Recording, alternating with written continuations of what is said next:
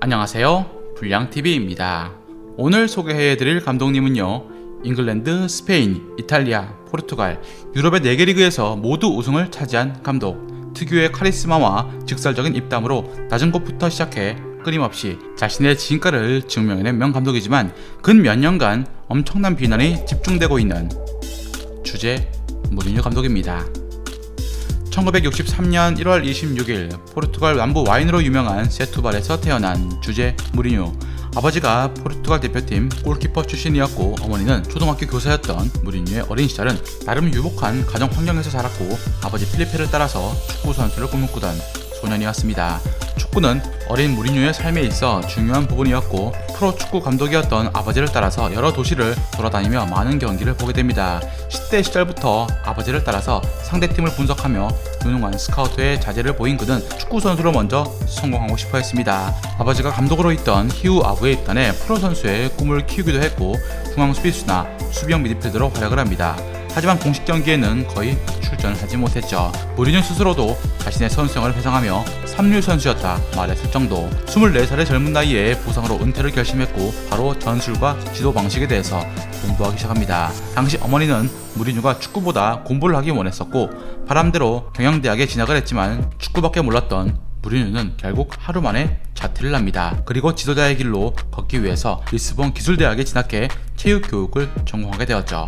5년간 여러 대학을 돌아다니면서 체육교사로 활동했지만 그가 원한 것은 체육교사가 아닌 축구 지도자였습니다. 따라서 잉글랜드와 스코틀랜드 축구협회가 주관하는 코치 연수 프로그램에 참가했고 이곳에서 영어를 마스터하게 됩니다. 그리고 무리뉴 축구 인생의 큰 전환점이 이곳에서 시작이 되었죠.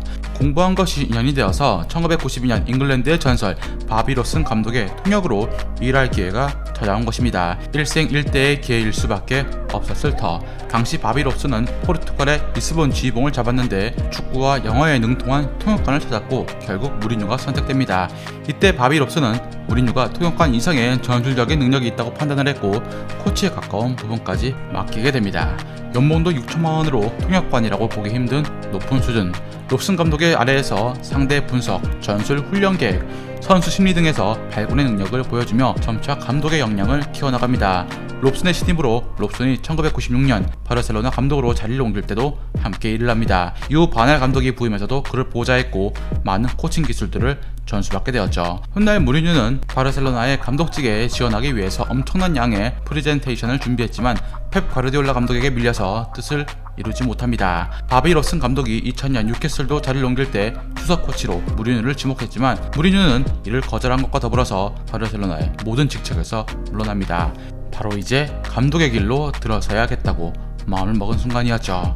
본격적으로 무리뉴가 유럽 무대 감독으로 활약을 시작한 것은 2001년대 일이었습니다. 벤피카의 지휘봉을 잡으면서 감독으로 경력을 쌓기 시작한 것입니다.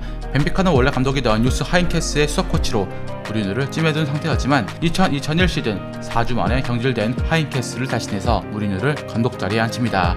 무리뉴는 연습 경기를 통해서 교정이 필요한 선수들을 색출하는 한편 벤피카의 스타 플레이어인 마니시가 연습 경기 2분 만에 무리한 태클로 퇴장을 당합니다. 그는 어슬렁거리면서 들어오자 무리뉴 감독은 그에게 전반전 동안 운동장을 돌라고 시켰고 그는 온몸으로 무리뉴에게 불만을 표출합니다. 그는 8분 동안 2바퀴를 돌 뿐이었고 그걸 본 무리뉴 감독은 이제 그만 들어가서 샤워해도 좋다고 말합니다. 그 다음날 무리뉴는 그에게 2군행 통보를 내립니다. 그리고 그에게 이렇게 말했죠. 어제 너는 8분 동안 고작 800m밖에 뛰지 못했다.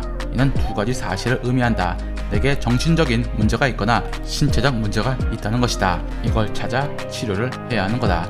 정신적, 신체적 문제가 없을 때까지 2군에서 훈련하며 문제를 찾아와라. 그 다음에 나를 만나러 와라. 마니시는 4일 뒤에 무리뉴 감독을 찾아왔고 정중히 사과하며 무리뉴는 그에게 1000유로 벌금을 매깁니다. 그리고 다시 1군으로 불러들였죠. 이후 그 어떤 선수도 무리뉴의 규율을 어기지 못했습니다. 무리뉴 감독은 부임 후 첫 경기 패배했지만 10경기에서 6승 3무 1패로 하위권 팀을 다시 상위권 팀으로 반등시킵니다. 무리뉴 감독은 팀 성적을 상위권에 올려놓았지만 구단 내부의 파벌과 내분이 상당해 벤피카의 회장이 바뀌자마자 10경기 만에 해고가 됩니다. 그야말로 어처구니 없는 상황. 인상적인 지도력에 포르투갈 최고의 명문 포르투가 그에게 2002년 시즌 도중 감독을 맡깁니다. 당시 포르투는 명문이라 보기 힘든 리그 6위로 최악의 한 해를 보내고 있던 상황. 이를 본 무리뉴 감독은 내가 26년간 봐온 포르투 중 최악이다 라며 모든 걸 새롭게 시작을 했고 15경기에서 11승을 거두며 3위로 마감한 뒤 인터뷰에서 이 정도로 만족 못한다. 다음엔 챔피언으로 올라서겠다며 자신감 넘치는 모습을 보입니다. 그리고 다음에 자신의 축구 철학에 맞는 선수들을 대거 영입했고 훈련 시스템도 전반적으로 다 뜯어고칩니다. 리그가 개막되고 무리뉴의 축구는 거침이 없었죠.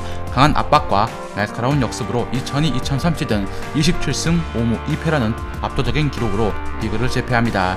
유럽 리그에선 UEFA컵까지 거머쥐었죠. 당시 유럽 언론들은 미치광이 젊은 명장이 등장을 했다고 그를 주목합니다. 2003-2004 시즌 리그 2연패를 달성함과 동시에 챔스 무대로 출격한 그의 활약은 엄청났습니다. 16강에서 퍼거슨의 맨유를 침몰시키고 연이어 리옹, 데포르티보를 꺾은 것이었습니다. 당시를 회상해보면 조별리그에서 레알 마드리드와 한조였는데 레알 원정 경기에서 1대1 무승부는 정말 인상적이었죠. 이때부터 심상치 않더니 16강 맨유 원정은 충격 그 자체였습니다. 모두의 예상을 비껴간 결과 89분 0대1로 뒤지던 포르투가 사실상의 마지막 기회를 잡았고 리바운드된 공을 코스티냐가 밀어 넣었습니다. 이 극적인 골이 터지자 무리뉴 감독은 코너 플래그 쪽으로 달려가 함께 기뻐했습니다. 챔피언스 리그 결승전 상대 모나코도 포르투 못지않게 이변을 일으킨 팀이었습니다. 레알과 첼시를 누르며 올라왔고 팀의 중심엔 모리엔테스가 있었죠. 그러나 결승전 경기는 예상외로 싱겁게 3대0으로 끝이 납니다. 이때 포르투는 대부분 포르투갈 선수로 꾸려진 팀이었고 무리뉴 감독은 이 팀을 하나의 팀으로 만들어냅니다. 17년 만에 클럽 에픽 이어를 선물한 그는 포르투와 아름다운 이별을 선택합니다. 엄청난 성공을 거둔 무리뉴가 다음 행선지로 선택한 것은 첼시였습니다. 당시 러시아 갑부인 로만 구단주의 지원을 등에 업은 그는 드록바 등 자신의 축구에 맞는 선수들을 데려오며 개혁을 단행합니다. 그의 마법은 첫 시즌 통합니다. 2004-2005 시즌 리그 최다 무실점, 최소 실점, 최다 승점, 최다 승리 등 새로운 역사를 쓰면서 리그 우승을 차지한 것이었죠. 다음 해에도 첼시는 2년 연속으로 리그를 제패하면서 퍼거슨과 벵거 신화에 제동을 겁니다. 2006년 홈구장에서 열린 관중을 향해서 무리뉴 감독은 우승 메달을 던져 보이며 쇼맨십을 발휘합니다. 인터뷰에선 이미 받은 메달은 또 필요하지 않다고 말하면서 팬들의 뜨거운 반응을 일으켰습니다. 재미있는 것은 관중석에서 이 메달을 받아낸 관중이 2년 뒤 경매를 통해서 4,800만 원에 팔았다는 것입니다. 이 관중은 1993년부터 매년 시즌권을 사온 열성 팬이었습니다. 첼시에서의 무리뉴 시대가 오래 갈 것이라는 예상을 뒤엎고 2007년 구단주 로만과의 불화로 팀을 떠나게 됩니다. 2년 동안 무리뉴가 첼시에게 안겨준 우승 트로피는 5개. 당연히 팬들과 선수들의 반발은 심했습니다. 2008년 6월 만치니 감독의 후임으로 인터밀란으로 향합니다. 무리뉴가 오기 전 이미 리그 3연패를 달성한 팀이었지만 챔스에선 실망스러운 행보를 보였습니다. 때문에 구단은 그가 챔스에서 이를 내주길 희망했죠. 첫 시즌 16강에서 탈락했지만 두 번째 시즌은 달랐습니다. 이탈리아 특유의 수비 축구를 자신의 것으로 흡수하는 데 성공했고 착실하게 팀 리빌딩을 시작한 것입니다. 이에 이탈리아에서 들어올릴 수 있는 모든 트로피를 들어올렸고 결국엔 인테리의 오랜 수건이었던 챔스에서 우승까지 차지합니다. 8강과 준결승전에선 친정팀이던 첼시와 당시 유럽을 씹어먹던 바르셀로나까지 무리뉴식 수비축구로 무너뜨린 것입니다. 결승전은 미란전이었는데 6대4로 주도권을 내주긴 했지만 밀리토가 두 골을 터뜨리면서 팀의 45년 만에 우승에 일조합니다. 첼시에서 쫓겨나온 그가 자신의 능력을 증명시키고 팀의 역사적인 트래블을 이루어낸 것입니다. 2010년 스페인으로 자리를 다시 옮겨 레알의 감독으로 부임합니다. 기대와는 달리 절반 만에 성공을 이루었다고 평가받지만 그는 역시 레알에서도 역사를 써내려갑니다. 그는 스페인에서 리그, 리그컵, 슈퍼컵 등을 우승하며 4개 리그에서 가능한 타이틀을 모두 우승한 첫 번째 감독이 되었습니다. 이 당시 무리뉴 감독은 갈라티코식 영입은 없을 거라고 하며 디마리아를 320억에 데려옵니다. 그리고 이에 말 최우수 선수로 디마리아가 꼽혔죠. 이때부터 무리뉴의 믿고 보는 2년차가 그를 상징하는 이야기가 되었습니다. 레알에서 2년차 실리를 고려한 영입을 단행했고 2011-2012 시즌 리그 초반부터 1위를 질주합니다. 그간 수비적이라는 평가를 비웃기라도 하듯 무지막지한 파괴력으로 20년도 더 된 시즌 최다골도 가볍게 갈아치웁니다. 바르사와의 엘클라시코전도 승리로 장식하며 리그 우승을 확정지었죠. 하지만 아쉽게도 챔스 결승 진출이 좌절되었는데 이때부터 무리뉴 체제가 흔들리기 시작합니다. 팀 내 내분을 조장한다는 이야기와 포르투갈 선수 옹호 소문이 그것이었습니다. 이 불화설은 결국 카시아스를 벤치에 앉히면서 절정으로 치달았습니다. 팀 성적은 바르사에게 리그 우승을 내주었고 코파델레이 결승에선 아틀레티코에게 우승을 넘겨주면서 무관에 머물렀습니다. 레알 수뇌부의 선택은 무리뉴 해임. 2013년 레알가 작별한 뒤 다시 첼시로 돌아온 주제 무리뉴. 부임 전에도 첼시에 대한 애정을 드러내 어느 정도 복귀가 예상되었습니다. 그리고 부임하자마자 자신은 첼시에서 오래 남고 싶다며 10년 계획을 밝힙니다.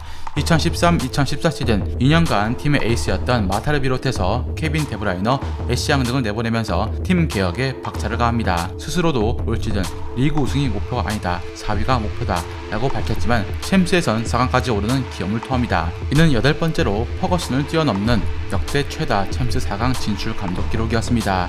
2년 차인 2014-2015 시즌 전 시즌 무관이었던 것에 비해서 완전히 달라진 모습을 보여줍니다. 챔스에선 8강에서 탈락했어도 리그와 리그컵을 거머쥔 것입니다.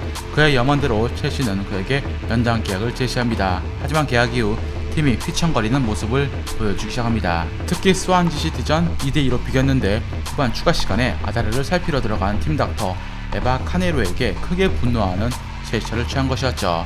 비디오 분석 결과 아다르가 심판 마이클 올리버에게 메디컬 팀을 불러달라고 요청해서 카네이로가 들어간 것이었습니다. 무리뉴 감독은 이를 캐치하지 못해 선수가 부르지도 않았는데 들어갔다고 비난을 한 것이었습니다. 무리뉴의 견고했던 축구가 무너진 시점은 리그 꼴찌 뉴캐슬과의 무승부에 이은 연패였습니다. 첼시에서 5년간 지휘봉을 잡으며 홈에서 패한 것은 단 한 번이었으므로 충격은 컸습니다.